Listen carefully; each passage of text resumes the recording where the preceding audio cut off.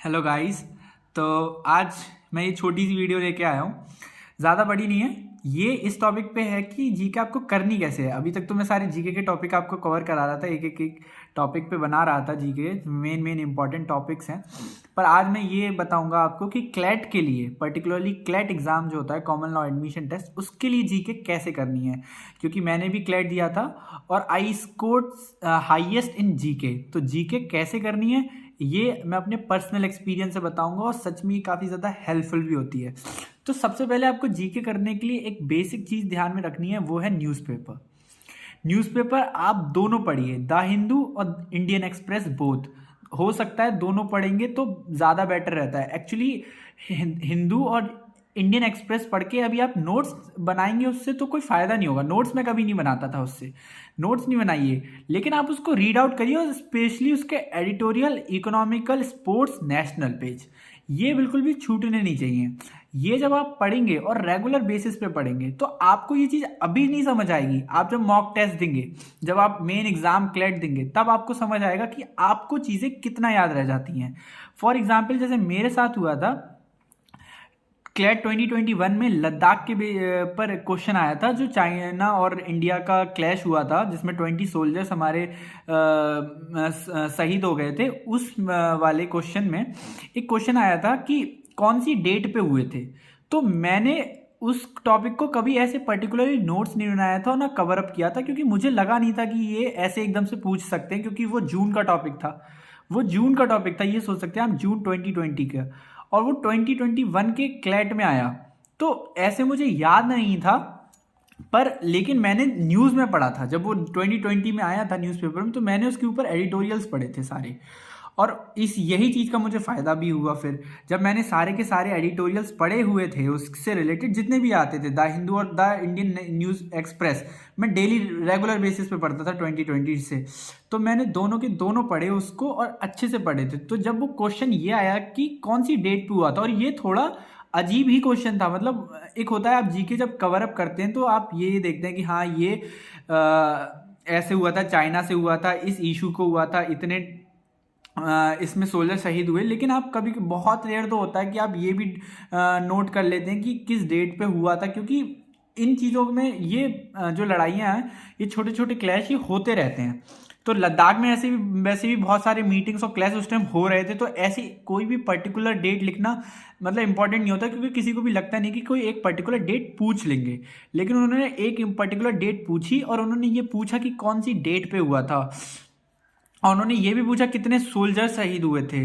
तो इस चीज़ के लिए आपको इम्पॉर्टेंट है, तो मुझे उस टाइम तुरंत हिंट कर गया। जैसे ही मैंने देखा मुझे 15 जून याद आ गया और मैंने तुरंत आंसर लगा दिया, and I got that right.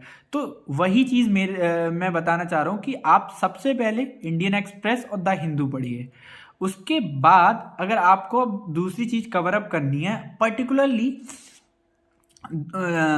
Telegram पे लिस्ट शेयर होती है इंपॉर्टेंट टॉपिक्स की। आप चाहें तो मेजर कोचिंग्स हैं, जो लीगल एज है, सीएल है, इनकी भी चैनल ज्वाइन कर सकते हैं। ये भी अपने इंपॉर्टेंट टॉपिक्स सेंड करते रहते हैं।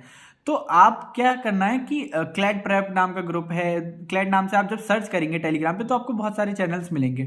एक हमारा एजुकेशन वायरल्स है, हम भी इसमें इंपॉर्टेंट टॉपिक की लिस्ट शेयर करेंगे। तो आप हमारा चैनल भी ज्वाइन कर सकते हैं, मैं लिंक नीचे शेयर कर दूंगा।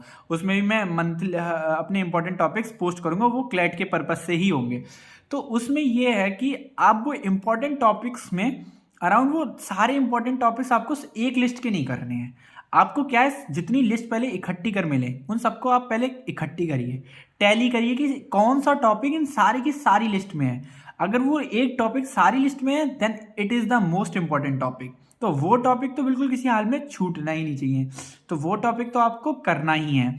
और बाकी बचे हुए जो टॉपिक हैं वो आपको करने हैं, वो आपकी मर्जी पे है, पर उनको इतने अच्छे से पढ़ना कि आपके माइंड में याद रहे। मतलब हो सकता है कि किसी को याद ना रहे तो वो उसके नोट्स भी बना ले, लेकिन आप ऐसे हर एक टॉपिक के नोट्स बनाएंगे तो इन द एंड रिवीजन करने में भी थोड़ा दिक्कत होगी। लेकिन आप ऐसा कर सकते हैं कि सबसे इंपॉर्टेंट टॉपिक जो टैली कर रहे हैं सारी लिस्ट में, लीगल एज की आती है, सीएल की लिस्ट आती है, क्लैट प्रेप की लिस्ट आती है, क्लैट पॉसिबल वाली की लिस्ट आती है, बहुत लोग अपनी लिस्ट निकालते हैं। उन सबकी लिस्ट में एक चीज़ मैच करिए कि कौन सा टॉपिक सब लिस्ट में आ रहा है। और फिर कुछ अपना पर्सनल एक्सपीरियंस पे भी देखिए कौन सा टॉपिक इंपॉर्टेंट आपको लग रहा है कि इस पे अच्छे अच्छे क्वेश्चन बन सकते हैं, फैक्ट बेस्ड क्वेश्चन बन सकते हैं, और पैसेज बेस्ड पूरा पैसेज बन पाएगा। ये भी चेक करिए कि क्या ये जीके का टॉपिक ऐसा है इस पे पूरा पैसेज बन पाएगा, क्योंकि अब तो जीके क्लैट में पैसेज बेस्ड आनी है। और फिर उसको देखने के बाद उन टॉपिक्स को भी लिखिए, और जो रह गए हैं जो आपको लग रहे हैं कि हाँ ये मुझे याद रह जाएंगे, उन टॉपिक को आप लिखें ना लिखें वो इतना ज़रूरी नहीं होता है, लेकिन उनको पढ़ लीजिए, लेकिन आप मॉक ज़रूर दीजिए। दूसरी चीज़ होती है जीके करने के लिए आप मॉक से ही पता चलता है कि आपकी जीके कितनी अच्छी चल रही है।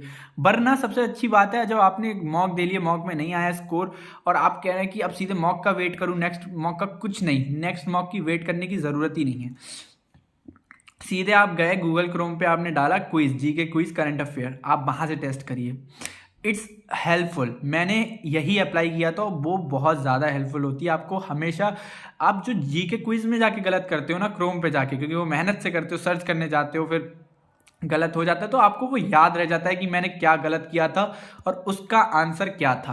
तो वो चीज़ आपके लिए काफ़ी ज़्यादा हेल्पफुल हो जाएगी, वो चीज़ आपके लिए मतलब बहुत ज़्यादा हेल्पफुल हो जाएगी। और सबसे अच्छी बात है जब भी आपको जीके अगर अपनी बिल्कुल पर्टिकुलर अप टू डेट रखनी है, तो सबसे बेस्ट चीज़ है आप पहले एक लिस्ट बनाइए सारे इंपॉर्टेंट टॉपिक्स की, अपनी पर्सनल लिस्ट कॉपी में, और फिर टिक लगाते जाइए कि हाँ मैंने इसके नोट्स बना लिए, मैंने इसके नोट्स बना लिए, मैंने इसके नोट्स बना लिए, और ये टॉपिक हैं जिनके मैंने नोट्स नहीं बनाए हैं, उनमें से भी फिर छाटिए कि सबसे इंपॉर्टेंट टॉपिक कौन सा हो सकता है जो मैं कल को जाके भूल सकता हूँ, उसका भी नोट्स बनाइए, और बाकी हटा दीजिए, बाकियों को बस टिक लगा के। इतना याद रखना है वो लिस्ट आपके पास रहे, जब आप रिवाइज करने आए तो वो आपको लिस्ट सामने दिखे कि हाँ इन टॉपिक की नोट्स मैंने नहीं बनाए थे, I have to search them for once, because mock से पहले आप सारे टॉपिक सर्च करके ही मॉक दें। मॉक से पहले आप जीके हमेशा रिवाइज करें, आप ऐसा ना करें कि जीके आपने बहुत दिनों पहले लिख ली, टॉपिक एक बार रिवाइज कर ली थी और सीधे जाके मॉक देने चले गए, नहीं, it's not a right strategy, आपको कोई फायदा नहीं होगा, फिर आप भूल जाओगे जीके जाके। लेकिन अगर आपने हर एक मॉक से पहले जीके रिवाइज करी और फिर मॉक दिया, बहुत ज़्यादा हेल्पफुल होगा, आप जीके नहीं भूलने वाले। वो उसमें जीके काफ़ी ज़्यादा मदद करती है। जीके मेरे मॉक में जीके में अराउंड 35 में से 36 की होती थी, कभी कभी 35 की होती थी, क्योंकि लीगल एज और मैं सीएल दोनों के मॉक्स देता था, मैं मॉक्स बहुत देता था, तो कभी कभी मेरे 33, 34, कभी फुल भी आए हैं, 35 आउट ऑफ 35 भी आए हैं। तो जीके ऐसे मेरे बाकी सब्जेक्ट्स में ज़रूर स्कोर कम रहा था, लेकिन जीके में हाईएस्ट आया, तो मेरा काफ़ी अच्छी रैंक भी बन गई थी क्लैट में। इसलिए मैं आपको बता रहा हूँ कि जीके पे सबसे ज़्यादा फोकस करना है। जीके इतना ज़्यादा स्कोरिंग है कि वहाँ पे जाके कुछ भी अगर ख़राब हो गया, आप जीके कर लोगे, वो भी 5-10 मिनट में आप सीधे इतना सारा स्कोर कर सकते हो। और ये बातें आपको सभी बताते होंगे मोटिवेशन वाली, लेकिन मैं आपको ये रियलिटी बता रहा हूँ कि उनकी मोटिवेशन में सच बात है। जीके ही लाइक सोल वॉरियर भी आप कह सकते हैं, कभी कभी वो इकलौते भी, अगर आपने थोड़ा थोड़ा सब में करा हो, जीके में आपने बिल्कुल अच्छा कर दिया, तो वो भी आपकी रैंक ले आता है बहुत अच्छी। तो आप उसमें आराम से एनएलयूज तो आपको मिल जाते हैं, अब वो कौन से मिले वो मैं नहीं कह सकता, लेकिन आपको एनएलयूज मिल जाते हैं। तो जीके करने के लिए एक तो ये है, और दूसरा है कि आप जब मॉक दे दें तो उसके बाद चेक करिए कि आपने कौन से टॉपिक में गलती करी है, उनको फिर से जाके एक बार रिवाइज कर लीजिए, एक बार सिर्फ रिवाइज करिए। और बाकी कभी कभी मॉक आप देते रहिए हर हफ्ते में, मैं ये नहीं कह रहा कि आप डेली जी के रिवाइज करें जाके बैठ के, लेकिन मॉक से पहले ज़रूर जी के रिवाइज करिए और हर बार करिए।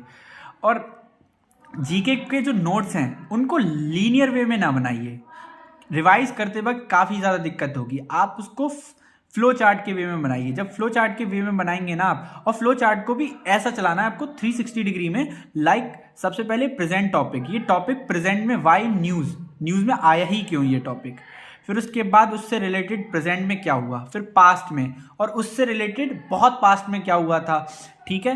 तो वही चीज़ है कि उसको करना है। जैसे नोबेल प्राइज़ इस बार किसको मिला, नोबेल प्राइज़ का topic for example, Nobel prize इस बार किसको मिला, ठीक है, नोबेल प्राइज़, फिर उसके बाद पिछली साल में किसको मिला था, फिर उसके बाद स्टार्टिंग किसने की थी नोबेल प्राइज़, और फर्स्ट नोबेल प्राइज़ किसने किसको दिया था, वो सारी चीज़ें लिखनी होती है, और नोबेल प्राइज़ कौन सी ईयर में स्टार्ट हुआ था। तो ये सारी चीज़ें ऐसे ही करनी होती हैं। बाकी उनके जैसे अब कोई अगर नीति आयोग जैसे हो गया, वर्ल्ड बैंक हो गया, तो उसमें लास्ट में उनके हेड का नाम ज़रूर लिखना है, और उससे पहले वाला जो हेड था वो ज़रूर लिख लीजिए। कभी कभी हो सकता है कि प्रेजेंट हेड का नाम आता है और उससे पुराने वाले का पूछ लेते हैं, तो ये भी तरीका हो सकता है। नोट्स को आप हमेशा फ्लो चार्ट में बनाइए, लीनियर में मत बनाइए, क्योंकि जब रिवीजन करेंगे तो फ्लो चार्ट वाला आपको बहुत ईजी पड़ेगा, लेकिन लीनियर वाले में आपको बहुत ज़्यादा दिक्कत आएंगी रिवाइज करने में। तो ये सारी स्ट्रेटजीज थी जो मैं जीके में फॉलो करता था। और एक और इम्पॉर्टेंट स्ट्रेटेजी है जो मैं फॉलो करता था। कुछ टॉपिक्स ऐसे होते हैं जो आपको समझ नहीं आ रहे होंगे पढ़ के भी, नोट्स बनाने के भी, उसको आप वीडियो पे जाके देखिए, उसकी वीडियोस देखिए। और उन्हीं टॉपिक्स की नहीं, जब भी आपको फ्री टाइम मिले तो आप उनकी वीडियो देखिए। मैं क्या करता था, लैपटॉप अपना यूज़ करता था, टेबल, अपनी स्टडी टेबल पे साइड में थोड़ा सा खाना रखा, साइड में खाना रखा और टेबल वीडियो अपनी ऑन कर दी फुल स्क्रीन पे बिल्कुल, और स्पीकर वगैरह लगा के और सुनता रहा। वो चीज़ें याद रहती हैं, समझ में भी आती हैं। वीडियो देखा करिए जब आपको वो टॉपिक समझ नहीं आ रहा हो। और कभी कभी कुछ क्विजेज वाले टॉपिक्स एकदम सारे कोई नहीं होता है, वो एक संग 300-600 क्वेश्चंस प्रैक्टिस कराता है। Don't go for whole video.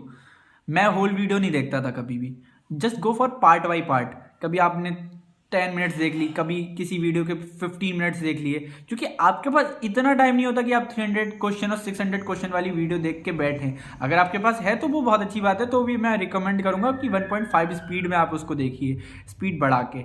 लेकिन आप वीडियो ज़रूर देखिए। कुछ टॉपिक्स की वीडियो देखना बहुत इंपॉर्टेंट होता है, क्योंकि वो वीडियो से और ज़्यादा दिमाग में रह जाता है, ठीक है। और उसके बाद मैंने लास्ट में आपको रिकमेंड किया था टेलीग्राम चैनल। आप लीगल एज का, क्लैट पॉसिबल या सीएल का, इनके चैनल ज्वाइन कीजिए। जैसे मेरा कोई चैनल है वो भी, मैं भी उसमें सेंड करता रहता हूँ, ज्वाइन कीजिए, क्योंकि ये इंपॉर्टेंट टॉपिक्स भी भेजते हैं, साथ साथ इंपॉर्टेंट आर्टिकल। जैसे मैं भी ये डेली इंपॉर्टेंट आर्टिकल पोस्ट करता हूँ अपने चैनल पे, तो वो आपके लिए काफ़ी हेल्पफुल हो जाएगा। और साथ ही साथ हम क्वेश्चन भी पोस्ट करते हैं, लीगल एज वाले भी पोस्ट करते हैं, तो उसमें आपको क्या हेल्प होगी, आप डेली उसको सॉल्व कर सकते हैं।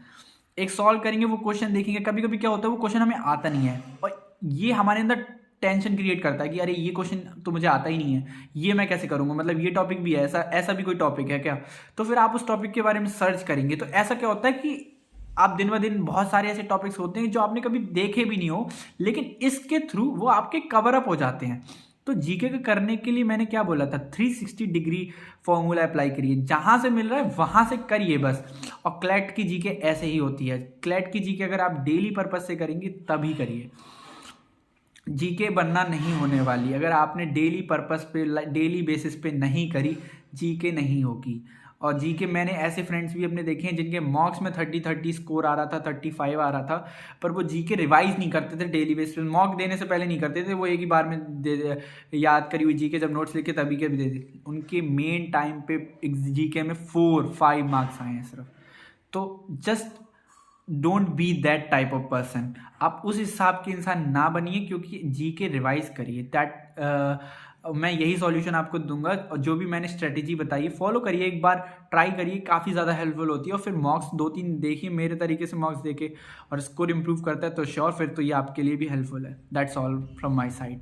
Thank you and please Telegram join करना ना भूलें अगर आपको डेली इंपॉर्टेंट अपडेट्स चाहिए क्लैट के रिगार्डिंग, और GK articles and post, PDFs and all. Thank you so much. Bye bye.